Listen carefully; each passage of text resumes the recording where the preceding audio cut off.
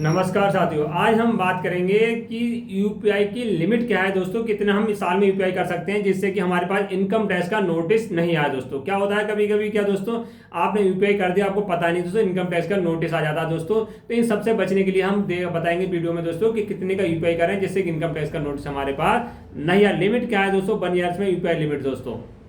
मैं राज फाइनेंस की प्रथम पाठशाला में दोस्तों आप सभी का स्वागत करता हूं। वीडियो पे आप मेरे चैनल पर नए हैं दोस्तों, चैनल को सब्सक्राइब कर दें जिससे कि फाइनेंस से संबंधित वीडियो इसको आपको चैनल पे मिल जाए दोस्तों।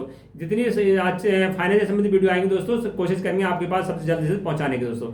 और वीडियो अच्छी लगे तो दोस्तों पूरे देख के लास्ट में लाइक जरूर कर देना और शेयर भी कर देना दोस्तों।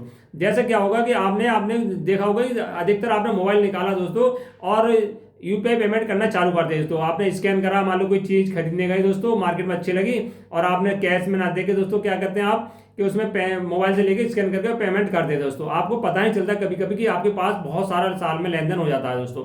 जो नॉर्मल व्यक्ति है दोस्तों तो वो भी 2-4 लाख का लेन देन कर लेता है दोस्तों। जो बड़े लोग हैं दोस्तों वो भी यूपीआई माध्यम से क्या कि लाख का लेन देन कर लेते हैं दोस्तों। आपको ना पता नहीं चलता कि इनकम टैक्स का नोटिस उनके पास आ गया दोस्तों।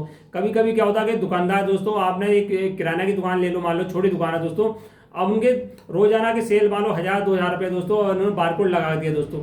बारकोड लगा दिया दोस्तों, रोज के भी 1000-2000 रुपये रोज पैसे इनकम दोस्तों हो रही है, वो बारकोड से पैसा उनके खाते में पड़े दोस्तों। अब वो भी सेविंग अकाउंट दोस्तों। सेविंग अकाउंट क्या होता है दोस्तों? सेविंग अकाउंट आपके पर्सनल यूज के लिए होता है दोस्तों। ऐसा नहीं है कि आपने सेविंग अकाउंट से अपने दुकान यूज कर रहे हैं, दुकान का माल लेन देन कर रहे हैं दोस्तों, या कोई प्रॉपर्टी बेच रहे हैं लेन देन कर रहे हैं दोस्तों। इन सब के लिए सेविंग अकाउंट नहीं होता दोस्तों।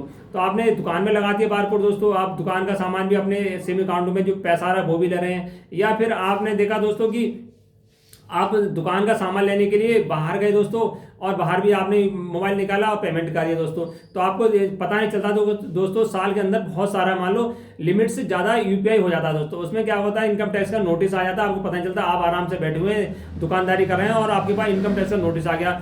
आपको जरूर नहीं है कि आपने 2024 में लेन देन करा दोस्तों 2024 में आ जाए। आप सोचेंगे 25 में आ गया, 27 में आ गया, 3 साल में कभी आया था दोस्तों? 3 साल में नोटिस आ गया तो आप सोचिए इस साल तो हमने कोई लेन देन करा नहीं, हमारी दुकान बंद हो गई, चली नहीं थी, और नोटिस कहाँ से आ गया दोस्तों?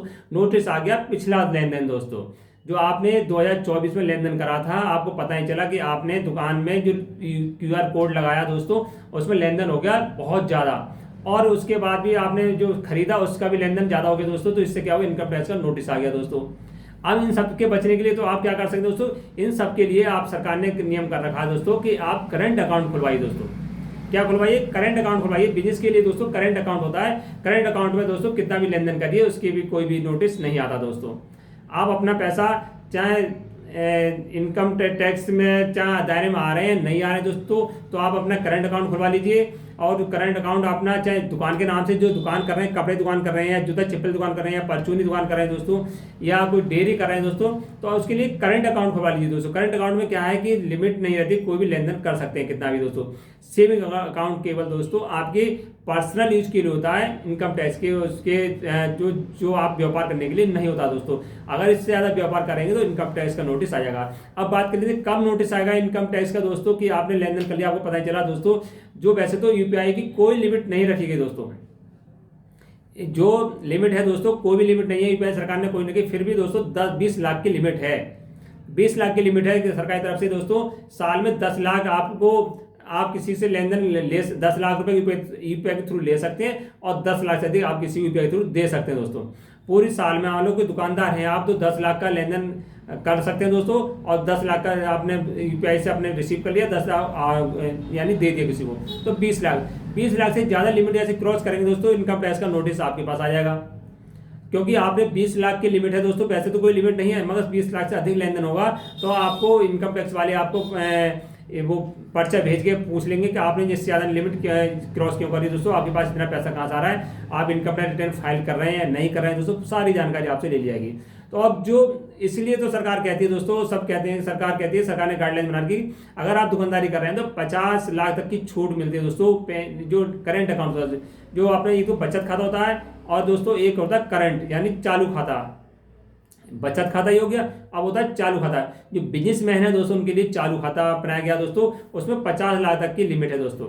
50 लाख तक का आप इसमें कोई भी लेन देन करिए, नगद जमा करिए, नगद निकाल लीजिए, ऑनलाइन करिए दोस्तों, कोई भी आपके पास नोटिस नहीं आएगा, ना कोई इनकम टैक्स का, ना कोई सरकार का आएगा, ना बैंक का आएगा।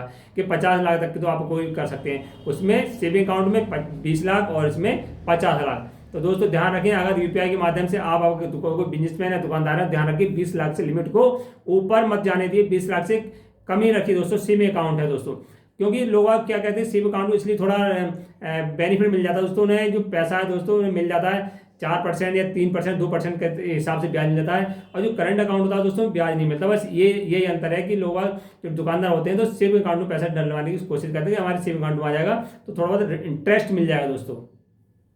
आप इंटरेस्ट चक्कर में ऐसा न मत करिए कि आपका पैसा जो आपका पेनल्टी पड़ जाए तो 300% पड़ जाए, या ज़्यादा पड़ जाए, कम पड़े, तो उससे बचने के लिए आप करंट अकाउंट खुलवा लीजिए और यूपीआई इसके थ्रू करिए दोस्तों, तो आपके लिए बेनिफिट होगा दोस्तों। वीडियो अच्छी लगे तो दोस्तों लाइक एंड शेयर करें। नमस्कार।